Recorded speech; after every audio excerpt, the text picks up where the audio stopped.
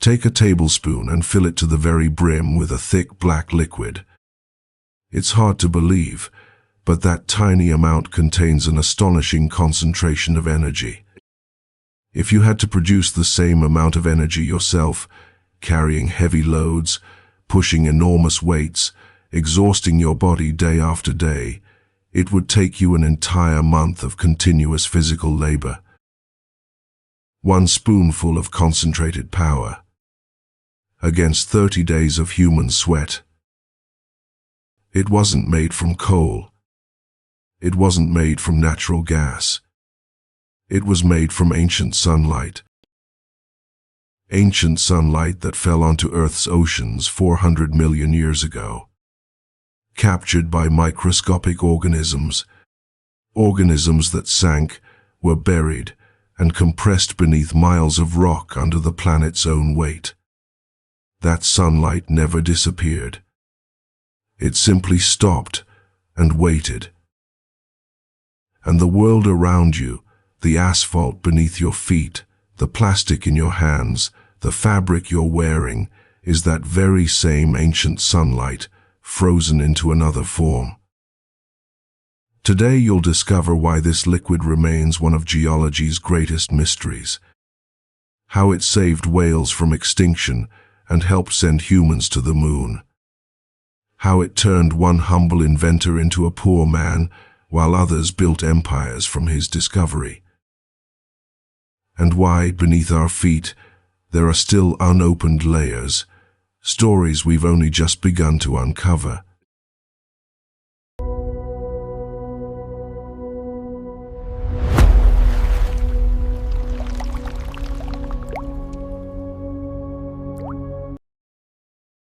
Let's start with a simple question. One that isn't simple at all. Why does oil burn? The answer isn't because it's a fuel. That's the consequence, not the cause. Hundreds of millions of years ago, 200, 300, 400 million years ago, the shallow seas of our planet were filled with trillions of microscopic organisms, plankton and algae. During their short lives, every one of them did the same thing. They captured sunlight and converted it into energy, locking it inside their cells. Then they died. Under normal conditions, that energy would simply have returned to nature through decay and decomposition. The sunlight they had captured would have become heat once again, disappearing back into the endless cycle of life. But sometimes, the conditions were different. Sometimes these organisms sank to the seafloor, where there was almost no oxygen. Layer after layer of sediment buried them, cutting them off from the air, from bacteria, from everything that could have broken them down completely. Instead of decay, they were preserved. Their bodies didn't disappear. They were compressed. Thousands of years of sediment became hundreds of meters of rock. Then more layers piled on top, kilometer after kilometer.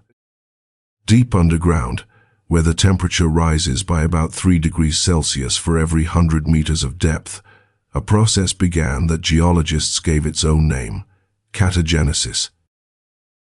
Trapped inside the rock, the organic matter slowly began to transform under immense pressure and temperatures between 100 and 200 degrees Celsius. Large organic molecules broke apart. From that chaos, new hydrocarbons began to form, molecules of carbon and hydrogen combining again and again into simpler chains. This is oil. Not a fuel. Not just another natural resource. It is ancient sunlight that died, but refused to disappear. Sunlight preserved inside chemical bonds for hundreds of millions of years, waiting for a single moment when someone strikes a match. And when you burn oil today, those are the very bonds you're breaking. You're releasing energy that was captured and locked away hundreds of millions of years before a single two-legged creature capable of understanding it had ever walked this planet. 1 second of combustion, and sunlight that spent millions of years imprisoned beneath the earth is finally set free.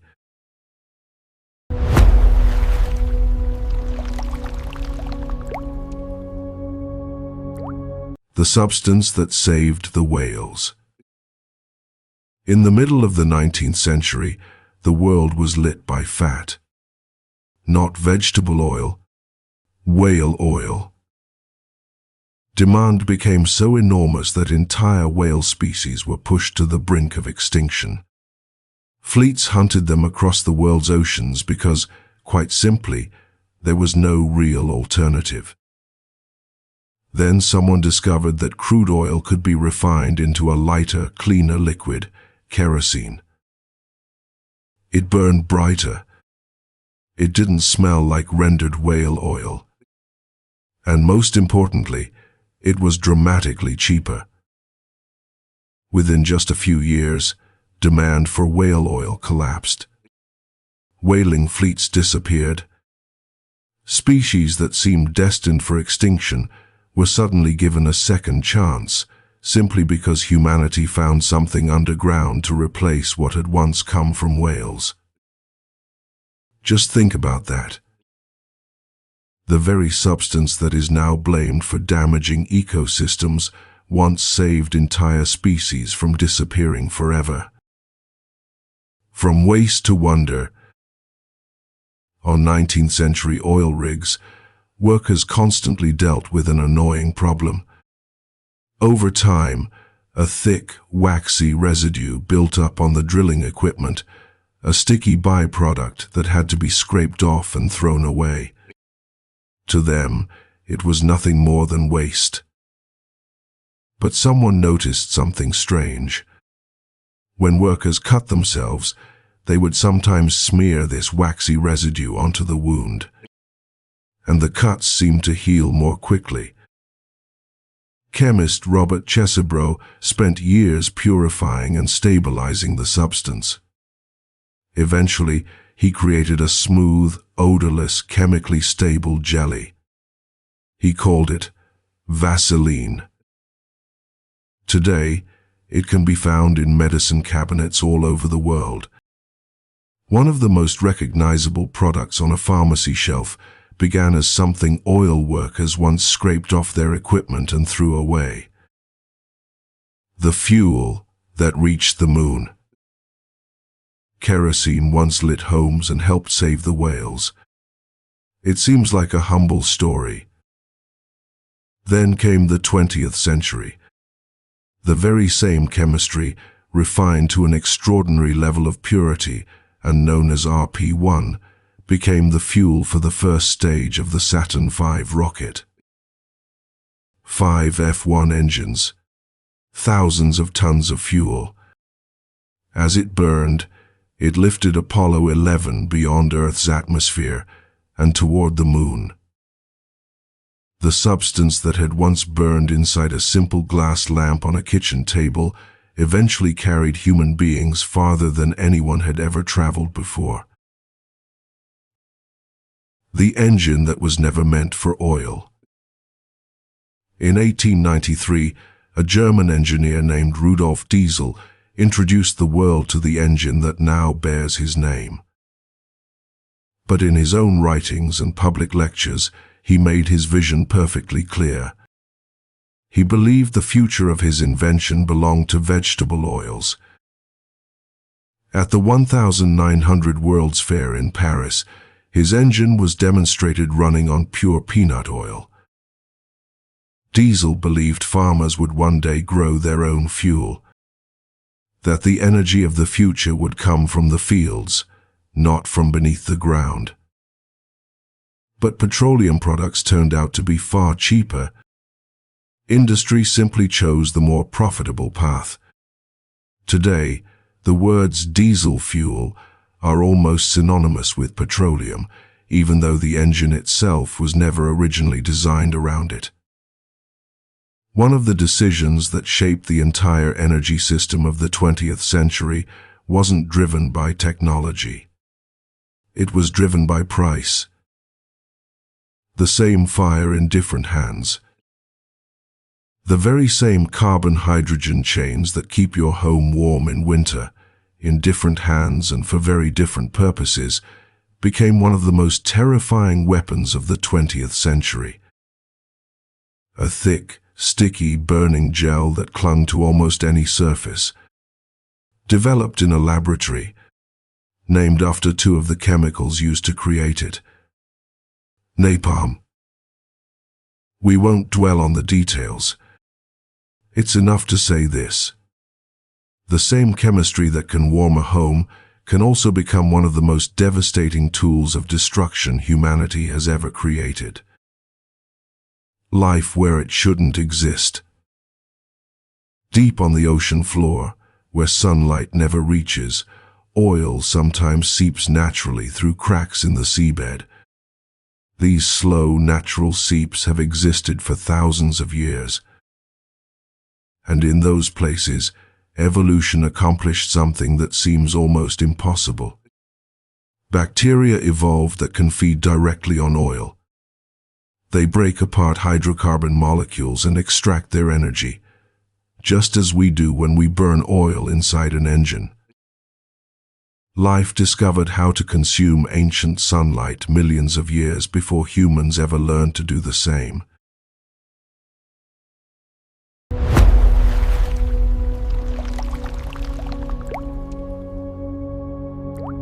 Now, stop for a second.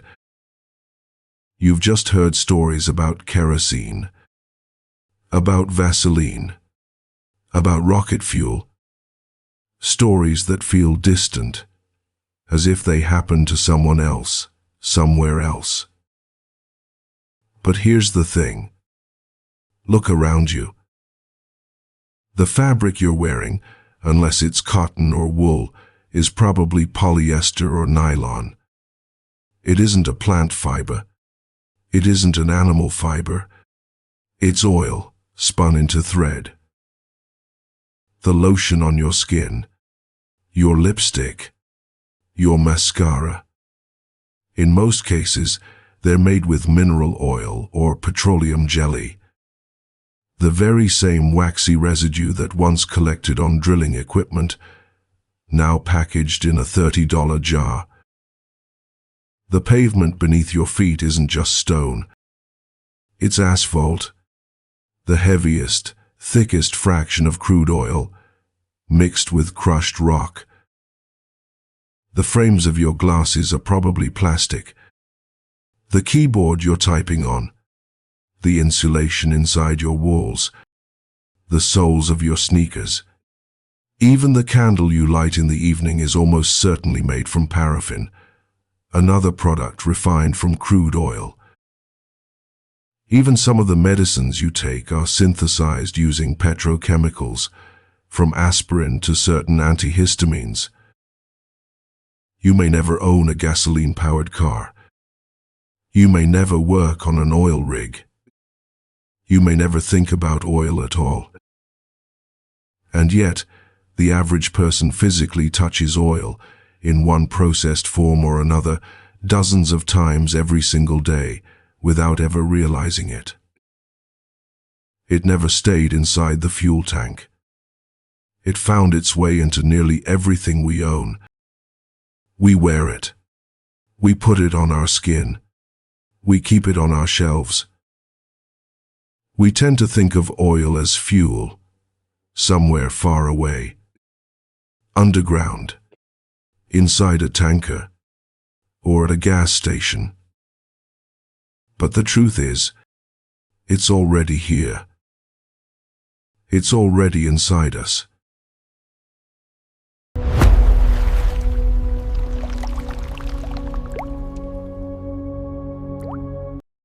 On the 27th of August 1859, in the small town of Titusville, Pennsylvania, a former railroad conductor named Edwin Drake stood beside a wooden drilling rig, watching a black liquid rise from the ground.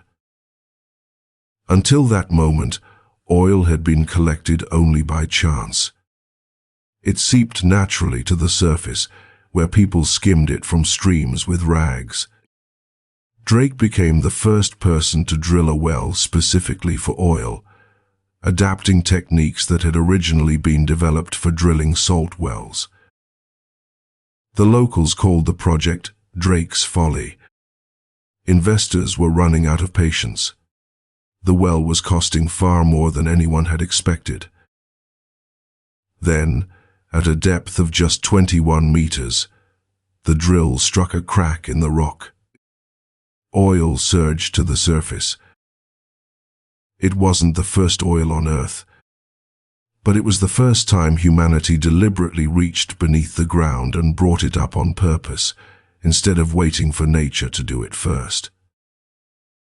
Within just a few years, dozens of wells surrounded Titusville. Speculators, investors, and entrepreneurs flooded into Pennsylvania, much as prospectors had rushed to California during the gold rush. Fortunes were made in months. An entirely new industry was born, one that would become one of the most powerful forces in the global economy. And what happened to Drake himself? He never patented his drilling method. He believed it would be unfair to prevent others from producing oil, so he allowed anyone to use his technique freely. Later, he invested everything he owned in oil speculation and lost it all. By the 1870s, the man who had quite literally launched the petroleum age was living in poverty. He suffered from severe neuralgia.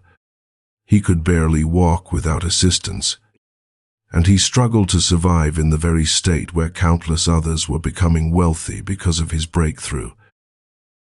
Only in 1873, nearly 15 years after drilling his first well, did the Pennsylvania legislature grant him a modest lifetime pension.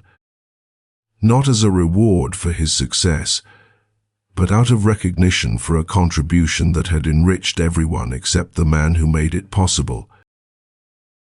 Edwin Drake died in 1880. Not a millionaire, not an industrial giant, but an almost forgotten disabled man whose name few people remembered. Today, billions of barrels of oil are produced every year. Fortunes beyond imagination have been built on petroleum.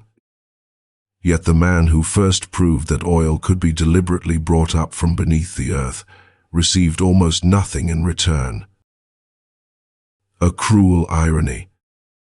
Sometimes the one who opens the door doesn't go through it himself.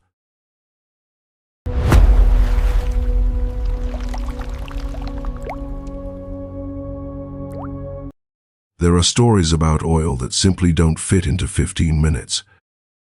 We've only scratched the surface. Here's what lies deeper. There was an oil platform in the North Sea. In 1988, it became the site of the deadliest offshore oil disaster in history. 167 people never came home. There are wars that history books rarely describe as wars for oil. But when you trace the front lines and compare them with the world's largest oil fields, the coincidences begin to disappear. There was an engineer who spent years warning about a critical safety threat on an offshore drilling platform. He wrote report after report, raising the alarm. He was ignored. A few years later, the disaster unfolded almost exactly as those reports had predicted. And there is a coastline that still remembers the day an oil tanker ran aground. The company responsible for the spill ultimately devoted more effort to defending itself in court than to cleaning the shore. These aren't 5-minute stories. They're separate wells, each with its own pressure, its own depth, its own consequences, and its own dark stain. We'll come back to every one of them. We promise.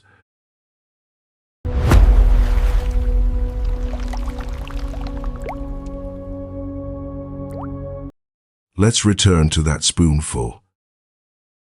That thick black liquid that, at first glance, looks like nothing more than dirt. It never asked to become ancient sunlight 400 million years ago. It never asked to become fuel, plastic, the lotion on your skin, or the fibers in your clothes. It simply waited. Longer than any human language has existed. Longer than any civilization. Longer than any memory. And now, every single second, somewhere on this planet, someone strikes a match and releases sunlight that remained locked beneath the earth for longer than the human mind can truly comprehend. And even now, it is still burning. Inside every engine, every airplane, every cargo ship, every city, every civilization we've built, ancient sunlight, still burning.